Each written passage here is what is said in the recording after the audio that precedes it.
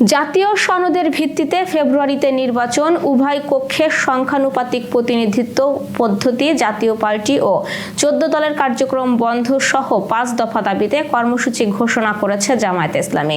জামায়াতের পাশাপাশি খেলাফত মজলিস ও ইসলামী আন্দোলনও একই দিনে একই কর্মসূচি ঘোষণা করেছে।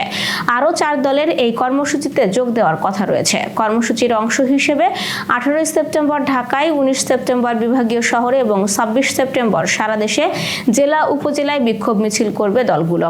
আজ রাজধানীর মগবাজার আল ফালা মিলনায়তনে সংবাদ সম্মেলনে দলটির নায়েবে আমির ডাক্তার সৈয়দ আব্দুল্লাহ মোহাম্মদ তাহের বলেন, যেহেতু দাবি এক, প্রত্যেকেই তার নিজের মতো করে কর্মসূচি পালন করবে।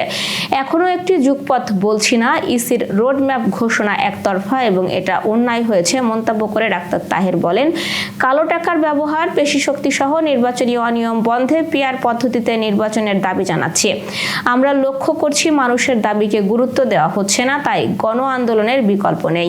তিনি বলেন, আমরা নির্বাচনে অংশগ্রহণ করব না এ কথা কখনোই বলছি না, বরং আমরা বলছি আমাদের দাবি মেনে নির্বাচন আয়োজনের জন্য। আমরা জুলাই সনদের আইনি ভিত্তিতে ফেব্রুয়ারিতে এই নির্বাচন দাবি জানাচ্ছি।